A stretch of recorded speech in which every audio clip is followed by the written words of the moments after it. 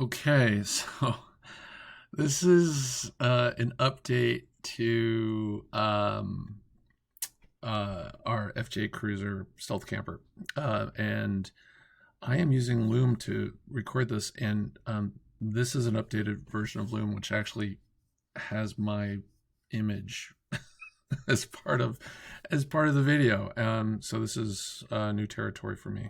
It's super fun, right?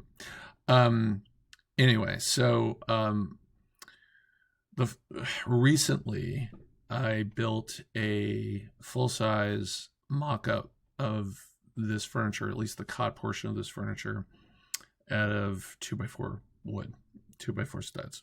And the goal of building that mock up was to understand how this thing was going to fit in the FJ, and just to check on a few critical dimensions like the length of the framing, the height of it, the width of it.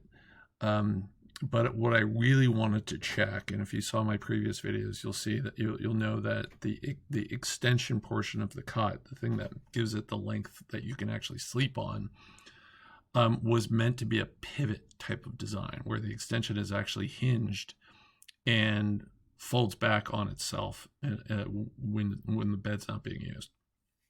All of which was built into the mock-up.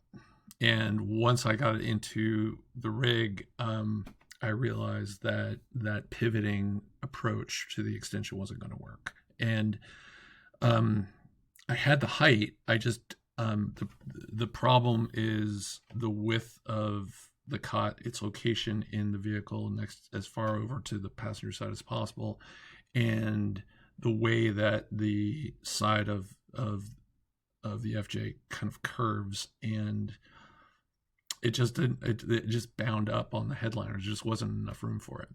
So I decided to go to a plan B. Getting all these little notifications. Go to a plan B for this, and to think about a different way to do the extension. And I already had this idea about sliding a portion of the cot platform out to make a little table over the remaining portion of the rear seat.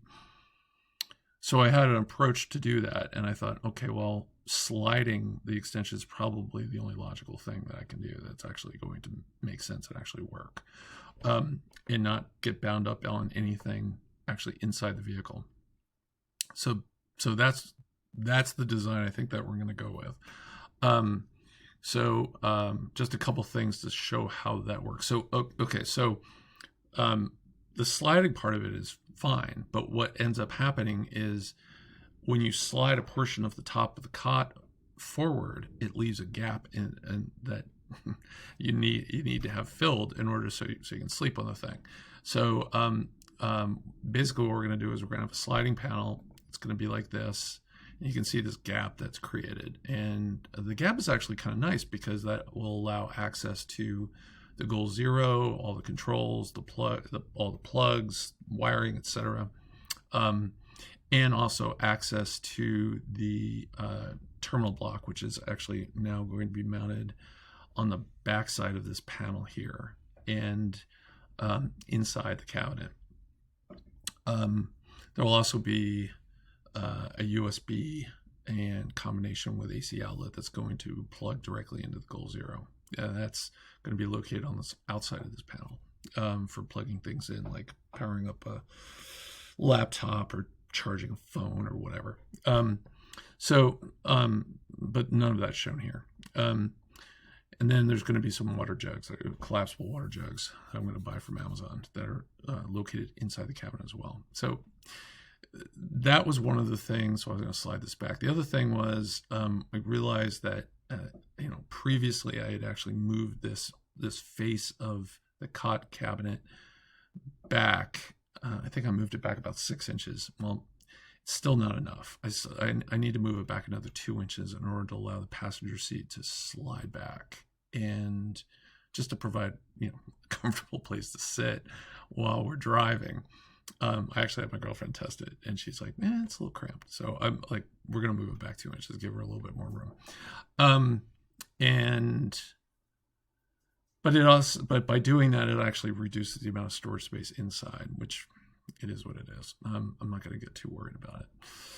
So, so that's what that looks like. Now let me. So I'm going to slide this forward. Now I'm going to do the magic of SketchUp. I'm going to switch scenes, and just like that, those stacked panels. They're really not stacked, but they're big. They're basically they're going to have rubber feet, and they're not going to go anywhere, but they're going to sit on top of this portion of the cot when we're driving. But when we're sleeping, we'll take those and we'll fill that gap with those panels, and I'll just kind of show kind of what that looks like on the underside. They're not going to hinge. It's not going to look like that, but I just want to kind of show how the rubber feet work. So that's basically that. And then close that back up. So the way this thing is going to slide is there's some framing underneath this plywood and the rubber sheet that's on top of it. There's a 5 millimeter rubber sheet on top of that. That provides a little bit of resilience, but it also keeps things from sliding around on top of that. So it serves a couple purposes, and it's also waterproof, which is nice. So underneath that, though, there's some framing and aluminum extrusion framing, and the T-slots that are part of that framing are there's going to be a couple large head screws that are going to extend and are going to be the things that are actually the heads of those screws are the things that are going to slide along that T-track to allow this thing to happen. We'll just kind of show that again. So it'll slide. You can just barely see the T-slot there. It's going to slide along those T-slots, and it's only going to be able to go as far as this vertical portion and no further forward.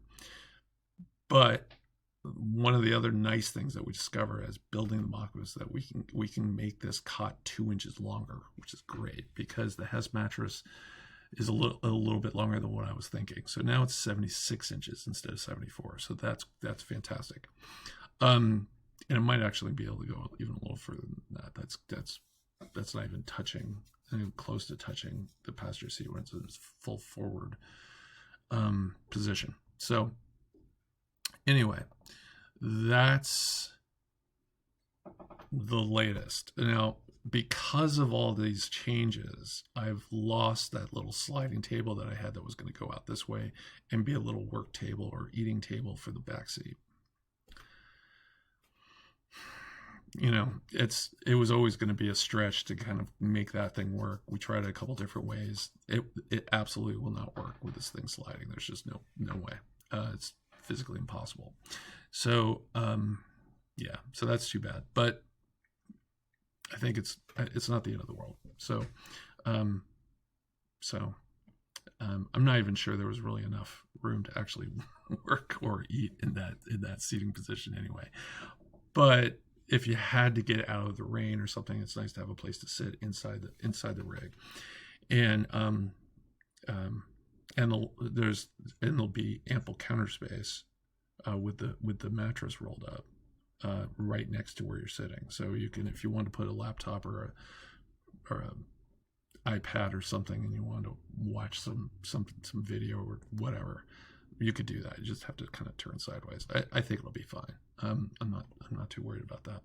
So, but this is a very nice wide counter. And the other thing is, I was a little worried about those hinges that I had for the pivoting extension sticking up a little bit and somehow feeling that while we're sleeping, and those have gone away completely. So that's not an issue. So there's basically no hinges at all. There's nothing pivoting, and it's just essentially one panel that's sliding.